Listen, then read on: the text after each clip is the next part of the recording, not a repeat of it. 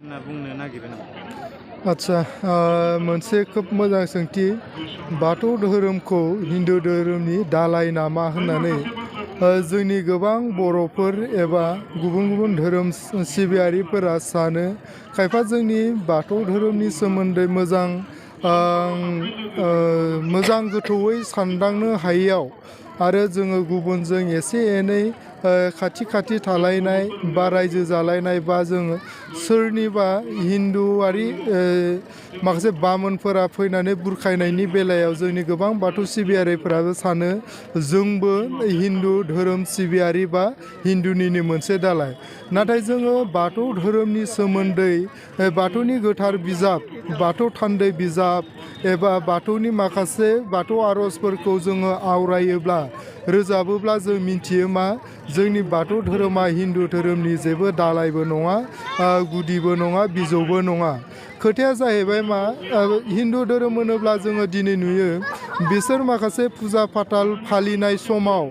मुर्ति बानायनानै सिबियो। नाथाय जोंनि बाथौ धोरोमा दिनैसिम बेबायदि मुर्ति बानायनानै सिबिनाय जायाखै। जोंनि बाथौ धोरोम सिबिनायनि बिथाया जाहैबाय न'खराव थायो न'खरनिफ्राय रायजोनियाव थायो रायजोनिफ्राय बेबायदिनो आनसलिक लेभेल डिस्ट्रिक्ट लेभेल आरो सेन्ट्रेल लेभेलाव थायो। बेहाय जोङो थसे औवानिनो खामि हेबनानै 18 जरा खामि हेबनानै गेजेराव मोनबा बान्दोजों हेबनानै गेजेराव जोङो सिजौ गायनानै आलारि बाथि धुप धुना फुल प्रसाद लानानै सिबियो। नाथाय जोङो हिन्दु धोरोमनि बेखौ रुजुयोब्ला बा डिफारेन्सखौ नागिरोब्ला जों नुयो मा कालि फुजा बा लोखि फुजा बा बबेबा माबा मोनसे शिवरात्रि फुजा बायदिसिनायाव बेफोरबायदिनो गोबां बिसोरनिफ्राय जोंनिया जुदा आरो हमनानै ला नोङो शिवरात्रि फुजायाव बिसोरो शिबखौ सिबियो। शिबखौ सिबिनाय समाव बिसोरो भांनि लादु बानायो बायदिसिना बेबायदि निसा जुक्त मुवा बेसादखौ बाहायो। नाथाय जोंनि बाथौ धोरोम सिबिनायाव दिनैहाय मोनसे फोरबो फालिदों जोङो गोथार बाथौ सान। बे गोथार बाथौ सानाव जोङो आर'ज गाबनायजों लोगोसे मोनसे सावरायमेल लानाय जादों। बे सावरायमेलानो जाहैबाय गोथार बाथौ सानखौ जों माबोरै मुलुगनां खालामनो हागोन बेखौ जोङो फुंखा सुबुं लानानै मोजाङै सावरायबाय रायजोफोरनि गेजेराव बुंथिबाय। आरो नैथिया जाहैबाय लाइमोन जिउआव धोरोम सिबिनाय आरो जोङो आदर्श गोनां जिउ खुंनाय बेनि सायाव आरो मोनसेया जाहैबाय मा माइनावफोरा जोंनि न'खर आरो गावसोरनि जौगानायाव माबायदि बिहोमा दङ बेखौ जोङो सिबिनाय बेबायदि खालामदों। मैयानिफ्राय जोङो बेहाय बाथौ आर'ज बादायलायनायबो होनाय जादों। नाथाय जों हिन्दु धोरोमब्ला जोङो नुगौमोन मा बेहाय माने मालाबा मुर्ति फुजा बायदिसिना सिबिनाय बायदिसिनासो नुगौमोन। दा ओंखायनो जोङो थोंजोङै बुंथारनो हायो मा गोदो मोनसे समाव गालाय गुजाय जानायनि गेजेराव सासे मानसियानो हिन्दु धोरोम सिबिनाय बा बाथौ धोरोम सिबिनाय बा गुबुन मोनसे फुजा फाथाल खालामनायाव गोरोबदोंमोनबो जानो हागौ। नाथाय बेखौ जोङो दिनै नायबिजिरनानै बाथौ धोरोमखौ मोनबाय मा मोनसे बियो मिथिंगानि गुदि मुवाफोरखौ सिबिग्रा मोनसे धोरोमसो। बेहाय जों साइन्टिफिकेलि तत्वफोरखौ नायबिजिरनानै मोनो। मानो होननानै बुङोब्ला दिनै बुहुम बा मिथिंगाखौ जोङो नायोब्ला हा बार दै अर अख्रां बा सान बेफोरबायदि गैयाब्ला बार बेफोरबायदि गैयाब्ला जोङो जिउ गोनां जिब जिबिया से सेकेन्डबो थांनानै थानो हानाय नङामोन। बेनिखायनो जोङो बिनिनो सासे सोरजिगिरि दङ होननानै बेनो बुहुमनि मोनसे गुदि मुवा फान्डामेन्टेल इलिमेन्टस बिनि सोरजिगिरि दं होननानै जोङो आफा बोराइ बाथौखौनो बिनि क्रियेटर होननानै जोङो बाथौ धोरोमनि गेजेरजों सिबिदों खुलुमदों। बेनिखायनो जोङो हिन्दु धोरोमजों बाथौ धोरोमजों जेबो दालाय बा सोमोन्दो गैया होननानै जोङो बुंनांगोन। बाथौ सान बे साननि सोमोन्दै आं दिनै नोंथांमोननि बिजोंनि गेजेरजों गासै माहारियारि सुबुं माहारिनिसिम फोरमायनो सानदों। दुलाराय बाथौ गौथुमा 1992 मायथाइनि 16 मे बे मे दानाव दाफुंनाय जादोंमोन। आरो बे समनिफ्राय बाथौ गौथुमा गोबांथार हाबा मावबोबाय थादों। बाथौ धोरोमखौ जौगानायनि फेहेरनायनि सिन्था खालामनानै समाजखौ मोजां आब्रुथियै दाफुंनायनि मोनसे नोजोरखौ होनानै बे समनिफ्राय फैयै फैयै जोङो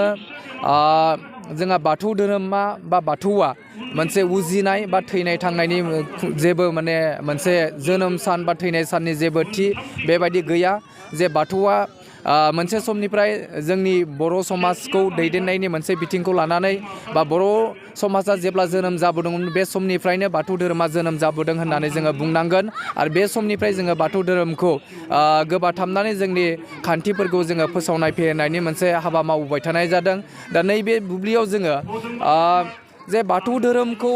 फोसावनो फेहेरनो मोजां जानायनि थाखाय जोङो बाथौ दुलाराय बाथौ गौथुमा सावरायनायनि गेजेरजों मोनसे थि खालामनानै आबै आबौमोना मोनसे सोलिबोनायनि माखासे जोङो खान्थिफोरखौ स्टाडि खालामनानै दिन खालारफोरखौ जोङो स्टाडि खालामनानै जोङो मागोनि नैथि मंगलबार बे नैथि मंगलबारखौ जोङो बाथौ सान महरै गोथार बाथौ सान महरै जोङो थि खालामनानै लाफैनाय जायो आरो बेनि गेजेरजों जोङो जे बुहुमाव जोङो बाथौ धोरोमखौ फालिनायनि मोनसे मोजां खाबु जायो बे खाबुखौ जोङो सारा बुहुमावनो लानायनि मोनसे थि सान थि खालारखौ जों लानो हायो दा बे बिथिंखौ जों नोजोर होनानै लाफैनाय जादों आरो जोङो 1990 मायथाइनिफ्राय जोनोम जानायनिफ्राय जोङो दिनै 29 बोसोराव आगान होफैबाय 29 बोसोराव आगान होफैनायनि उनाव जोङो दुलाराय बाथौ गौथुमा हाबा मावबोबाय थानायनि गेजेरजों 1996 मायथाइयाव जोङो रायजो सरकारनिफ्राय जोङो आद्रा सुटि हाफ हलिडेखौ जोङो मोननो हानाय जादोंमोन आरो बेनि उनाव फैयै फैयै 2017 मायथाइयाव जोङो BTC गभर्नमेन्टआ फुल हलिडे BTCनि आवथायाव फुल हलिडे आबुं हलिडे एबा गोथार सानखौ जोङो मोननो हाफैनाय जादों आरो बेनिनो 2017 मायथाइनि जोबथा डिसेम्बर दानाव जोङो आसाम गभर्नमेन्टनि अर्डार बायदियै जोङो 2018 मायथाइनि 23 जानुवारियाव जोङो गोथार बाथौ सानखौ जोङो फुल हलिडे बायदि महरै फानजामुथियावबो जोङो गोथार सान महरै जोङो मोननो हाफैदों आं इयाव फैनानै बिराद मोजां मोनदों आरो इयाव माने आं माने नुदोंदि इयुथफोरनि जि माने माबा जागोनांगौमोन माने आरोबाव फैनांगौमोन इयुथफोरा खोनानो नांगौमोन आरो जिहेतु जोंनि बाथौ धोरोमा बिराद माने बिराद ओल्ड माने बिराद माने ओल्ड इयो मोनसे माने धोरोम इनि माने लिरनाय माने मोनामोन आवगोलो लिरनाय माने जेबो मोनामोन हिस्ट्रि इदि लिरनाय गैयामोन जोंनि बर'फोरनि होमबाबो जोंनि आबैमोननि माने खुगा फैनानै दा इदि माने इमान मोजाङै मोनसे माने इदि माबा बाथौसालियाव जों फैनानै इदि आर'ज होदों इनिफ्राय इदि माबा आयदा होदों जेरै माने आंनि आयदाया जादोंमोन बाथौ धोरोमनि गेजेरजों लाइमोनफोरनि सोद्रोम आखु दानाय आरो सुबुं सम्पद सोरजिनायाव गावखौ बावसोमनाय दा माने बे माने सुबुं सम्पद माबाया माने मा बे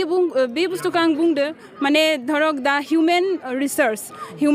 होननानै बे बुस्थुआ जादों माने जोंनि माने इयुथफोरा जिमान माने एजुकेटेड जानानै गावनि माने कालचारखौ गावनि रिलिजनखौ जिमान हायो माने मोजाङै माने इखौ माने आरो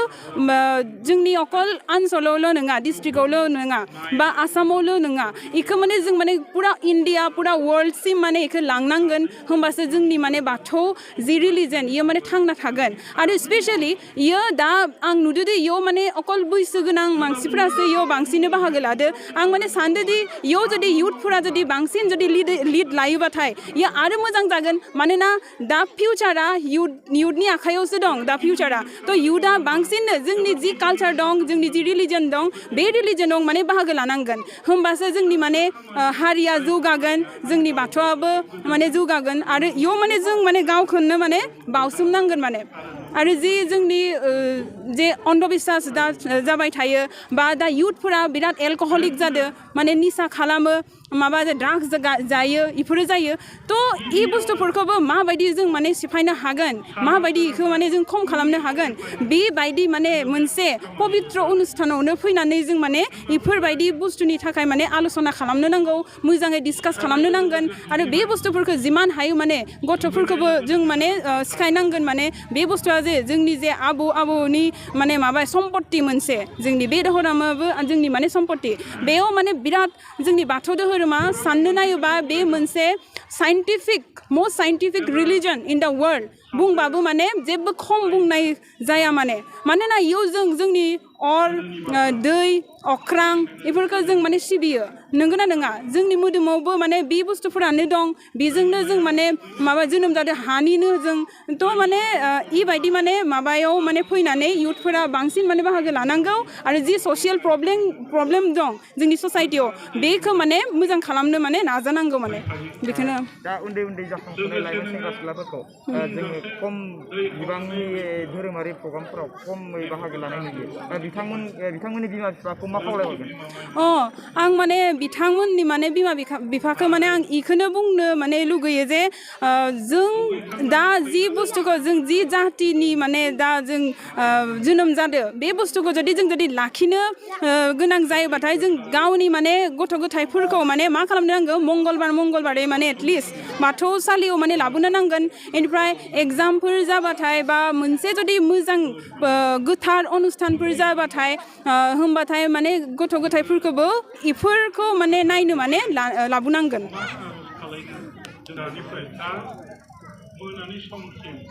जों दाखालि बावैसो नुनो मोन्दों सनितपुर डिस्ट्रिक्टआव खोमसि फोथायनाय बाथौ धोरोमाव दासिमबो दं नामा खोमसि फोथायनाया दायना होननानै जोङो दाखालि बुथारनायखौ नुनो मोन्दों दा जों 21st सेन्चुरियाव माने जोनोम जानाय माने माबा आरो जों माने